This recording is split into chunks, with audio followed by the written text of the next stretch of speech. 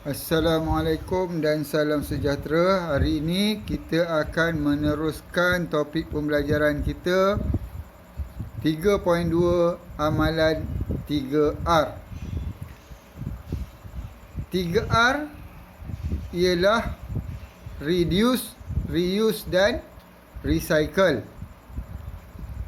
Peningkatan jumlah sisa pepejal yang dihasilkan di Malaysia memerlukan pengurusan yang sistematik dan berkesan, terutamanya bagi mengurangkan jumlah sisa pepejal yang perlu dilupuskan. Masyarakat perlu sedar bahawa pengurusan sisa pepejal bukan sahaja tanggungjawab kerajaan dan pihak swasta yang berkenaan, tetapi tanggungjawab bersama-sama daripada peringkat individu, keluarga dan masyarakat.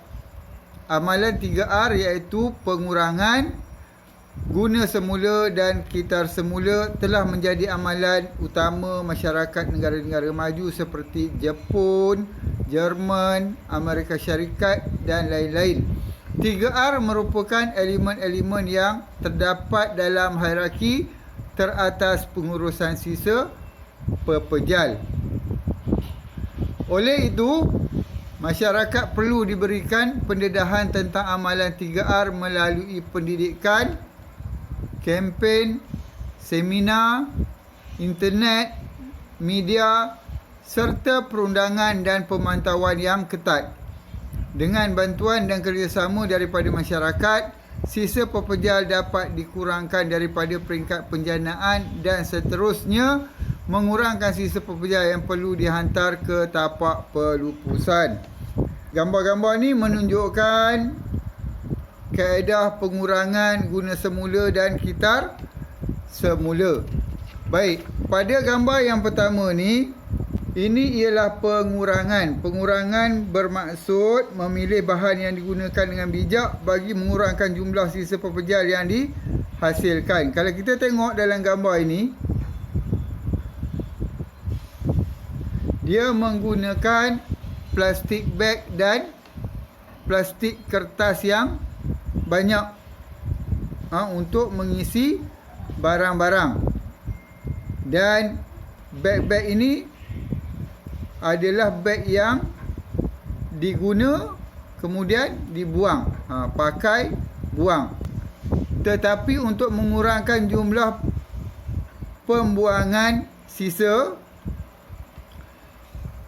kaedahnya ialah dengan menggunakan satu beg yang boleh diguna secara berulang kali.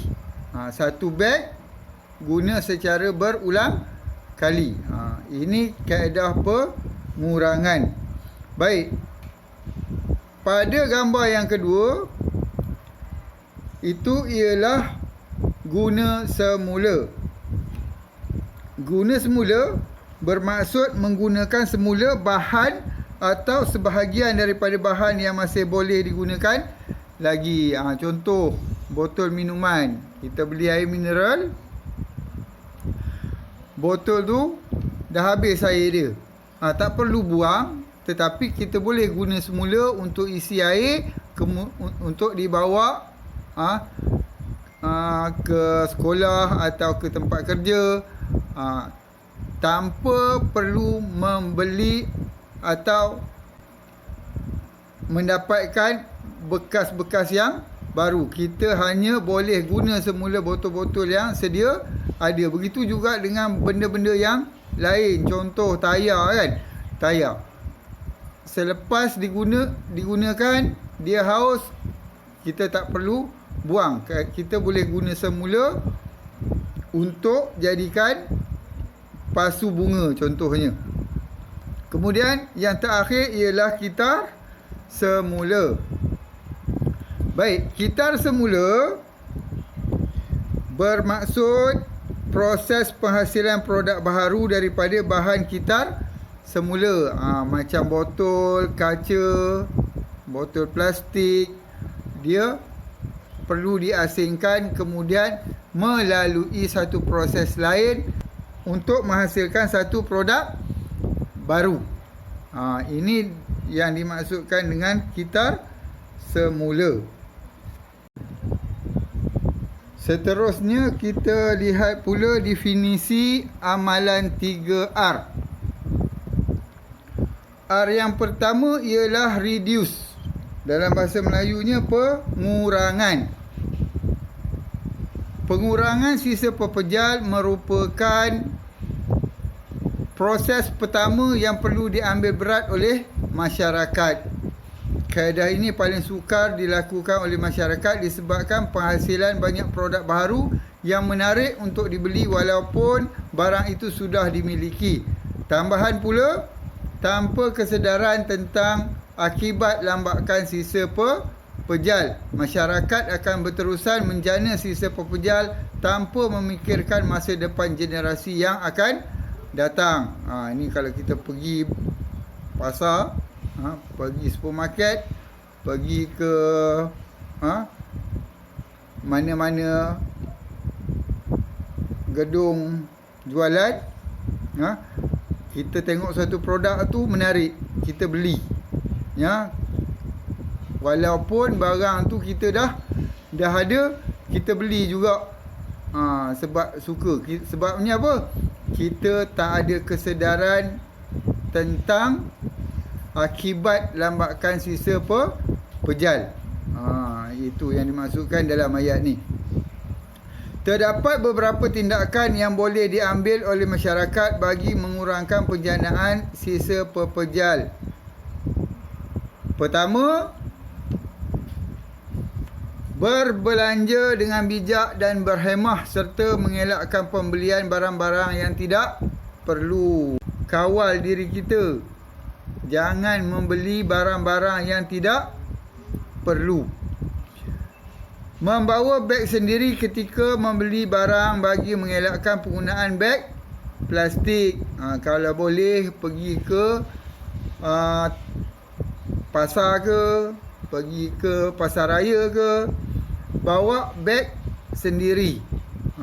Beg sendiri tanpa menggunakan beg plastik.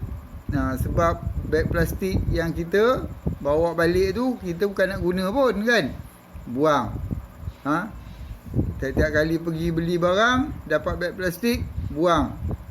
Kemudian ini akan menjana kepada penambahan sisa pepejal. Kalau kita bawa beg sendiri, kita beli barang, balik, simpan, nanti nak pergi beli lagi, bawa lagi beg yang sama, tanpa ada pembuangan sisa pepejal.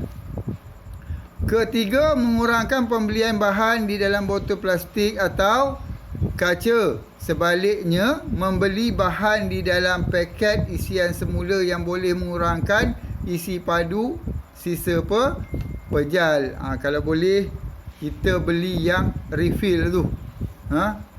Sabun pun ada dah sekarang ni, refill kan.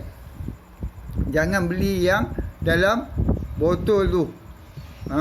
Sebab kalau kita tiap-tiap kali beli yang dalam botol tu, bilangan botol ni semakin lama semakin banyak, dia akan meningkatkan kuantiti sisa pepejal. Kita beli yang refill, masuk balik dalam botol yang kita beli awal dulu kan. Keempat, mengurangkan pembelian botol air mineral. Sebaliknya, membeli air mineral dengan mengisi semula air mineral ke dalam botol yang dibawa sendiri. Kalau di tempat-tempat yang berdekatan dengan yang ada untuk isian semula air mineral, kita tak perlu beli air mineral yang sedia ada dalam botol. Tapi kita boleh guna semula botol yang sama. Bila habis, bawa beli air yang baru, habis lagi beli air yang baru tanpa menggunakan botol yang baru, tetapi kita menggunakan botol yang sama secara berulang kali. Ini dapat mengurangkan jumlah sisa pepejal. Menggunakan email untuk menghantar surat ataupun notis tanpa penggunaan kertas. Sekarang ni dah tak ada, bukan dah tak ada, dah kurang bil-bil yang menggunakan surat. Kebanyakan dah gunakan email. Malah surat-surat di antara pejabat dengan pejabat pun dah kurang menggunakan kertas. Sebaliknya menggunakan email. Dengan ini dapat mengurangkan penggunaan kertas yang banyak, yang boleh menyumbang kepada peningkatan sisa pejal. Kita tengok gambar ni. Yang pertama tu, ya. Baik, yang ini beli produk isian semula. Ni yang saya sebut tadi. Macam botol sabun ni, kita beli yang baru melalui isian semula. Tak perlu beli botol yang baru. Maksudnya beli sabun dalam botol yang baru. Tetapi memadai kita beli kali pertama botol tu, kemudian guna semula dengan mengisi sabun yang baru daripada isian semula. Kemudian penggunaan tisu. Kita boleh elakkan penggunaan tisu dengan banyak, ya. Caranya dengan menggunakan kain tuala. Menggunakan kain tuala tanpa menggunakan tisu. Kalau kain tuala ni bila dah kotor, kita basuh, dah bersih, kita boleh guna balik, kan. Ni. Yang ketiga, meminimumkan pembungkusan barang. Kalau boleh jangan pakai beg plastik yang banyak. Boleh guna beg, satu beg yang besar. Contohnya beg kertas. Kalau beg kertas ataupun ini beg, bukan beg kertas, tapi beg kain. Beg kain ni boleh guna semula dalam satu kuantiti, maksud saya dalam satu saiz yang besar, kita dapat meletakkan barang yang banyak daripada 3 beg plastik. Kemudian yang keempat, guna kedua-dua muka kertas semasa menulis. Kalau kita menulis, guna kertas tu depan, belakang. Kalau kita guna muka surat depan je, belakang tak guna, itu adalah satu pembaziran. Banyak berlaku kat dalam kelas ni, kan. Beli buku, tulis muka depan je, muka belakang biar, kan. Dan yang terakhir, guna email untuk menghantar surat dan dokumen. Tadi dah dijelaskan. Yang kedua, R yang kedua ialah reuse. Reuse. Dalam bahasa Melayunya, penggunaan semula. Penggunaan semula bermaksud menggunakan barang-barang berulang kali sehingga tidak boleh digunakan lagi. Jangan dah tak boleh guna pun nak guna juga. Hal ini termasuklah memberikan barang-barang terpakai kepada orang yang memerlukan dan membaiki semula barang yang telah rosak untuk kegunaan yang sama ataupun yang lain. Kita boleh guna semula barang-barang yang dah rosak. Contohnya, tadi saya ada sebut tayar, kan.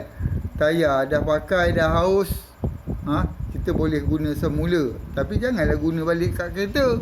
Kereta lain pula pakai tayar botak, kan. Itu kacau lah. Kita guna untuk buat pasu bunga. Yang tu boleh. Penggunaan semula sisa pepejal bukan sahaja dapat mengurangkan jumlah sisa pepejal, malahan dapat membantu individu ataupun keluarga yang tidak berkeupayaan membeli barang-barang baru dengan harga yang mahal. Ini kita buat sedekah, kan.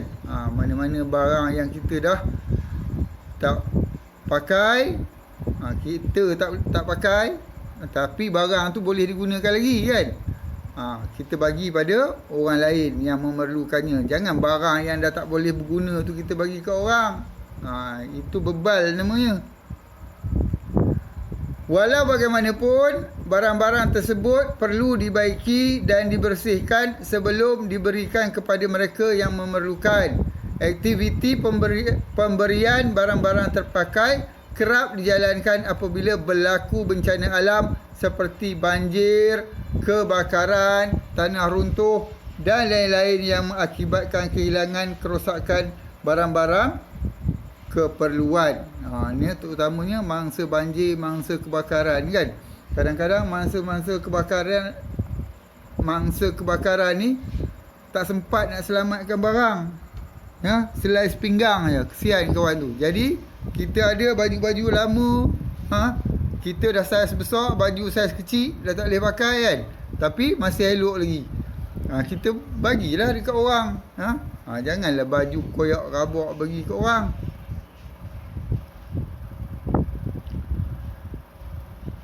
Berikut ialah senarai barang yang boleh diberikan kepada mereka yang memerlukan untuk digunakan semula. Pertama, pakaian seperti baju, seluar, kain dan kasut. Kedua, alatan dapur seperti periuk, pinggan mangkuk dan cawan. Ketiga, perabot rumah seperti kerusi lama, meja, katil dan almari. Yang keempat, lain-lain keperluan seperti bantal, selimut dan tuala. Selain itu, penggunaan barang-barang yang sudah tidak berfungsi untuk tujuan lain seperti penggunaan tuala yang telah lusuh sebagai kain buruk, penggunaan botol plastik sebagai pasu dan penggunaan semula belakang kertas terpakai sebagai nota catatan. Okey. Kalau tengok dalam gambar ni kan, ni botol suplemen. Botol suplemen. Dia buat bekas bunga. Buat bekas bunga. Yang ini balang kaca. Dia isi butang dekat atas tu. Dia buat inovasi sikit. Letak sponge, tempat cucuk jarum. Ini untuk orang-orang yang suka menjahit kan. Kemudian gambar yang keempat tu, yang ketiga ni apa ni? Ni tin susu. Tin susu ataupun tin laici ke, tin apa ke, tapi nampaknya seperti tin. Diguna semula untuk buat pelita. Yang terakhir ni tayak. Buat pasu bunga.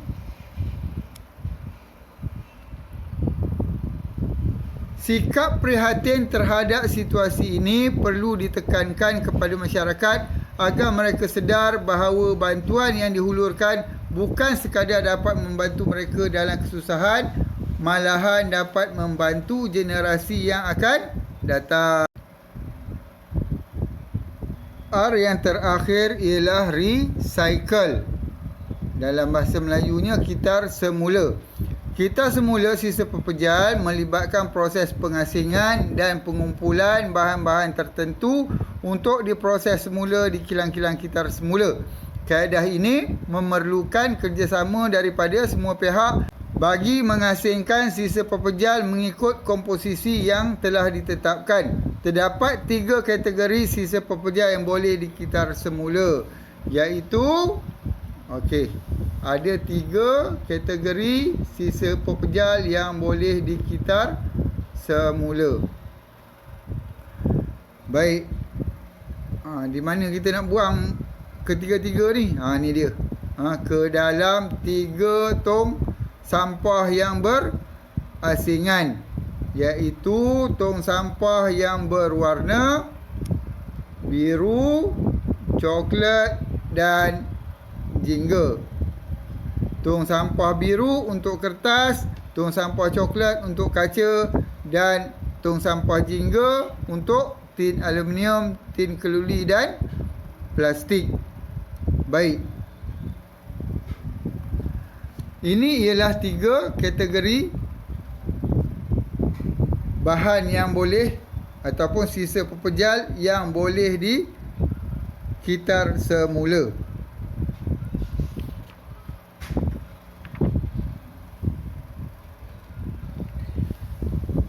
Yang pertama, kertas.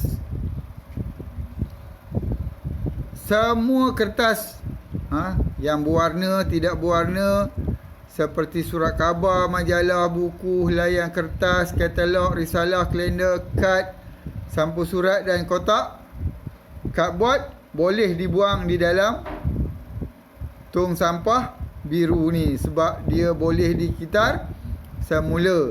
Tetapi tidak termasuk kertas tisu, kertas karbon, kertas minyak, aluminium, kertas berlapis. Maksudnya kertas berlapis, plastik dan kertas yang kotor. Ini jangan buang dalam tong ni. Ni tak boleh. Baik, seterusnya kaca. Semua jenis kaca, sama ada berwarna, tidak berwarna, seperti botol minuman, balang makanan, botol vitamin dan botol kosmetik. Tetapi tidak termasuk kristal, cermin, cermin tingkap, skrin kenderaan, porselin, seramik, logam, peralatan makmal dan balang atau botol bahan toksik. Ini benda-benda yang bertoksik ni tak boleh masuk dalam tong sampah coklat ni. Dan yang terakhir, tong sampah berwarna jingga. Ini untuk diisi dengan tin aluminium, tin keluli dan plastik. Semua jenis aluminium, tin keluli seperti tin minuman ringan dan bekas makanan, semua plastik berwarna dan tidak berwarna seperti beg plastik, botol minuman, botol cecair pencuci dan botol vitamin boleh masuk ke dalam tong jingga ini, kecuali bekas cat, bekas bahan toksik dan peralatan makmal. Yang ni dilarang dimasukkan ke dalam tong jingga. Bagi proses pengasingan, ia boleh dilakukan di tempat penjanaan, iaitu di rumah pejabat, institusi dan sebagainya, ataupun dilakukan di pusat pengasingan yang menerima semua jenis sisa pepejal diasingkan mengikut komposisi yang telah ditetapkan. Kita boleh buat pengasingan ni di rumah, kita jual terus ke pusat kitar semula, kita dapat duit. Ataupun kalau kita di pejabat, di tempat kerja, di sekolah pun kita boleh buat pengasingan, kita boleh jual. Kalau kita dalam persatuan, kita boleh jual, masukkan duit tu ke dalam duit persatuan. Atau malas sangat, semua sisa pepejal ni di pusat pengasingan pun boleh dilakukan pengasingan. Baik, itu saja penjelasan saya berkenaan dengan amalan 3R. Diharapkan semua murid telah pun boleh faham dengan penjelasan daripada saya tadi. Kita jumpa lagi di kelas yang akan datang, insya-Allah. Assalamualaikum warahmatullahi wabarakatuh.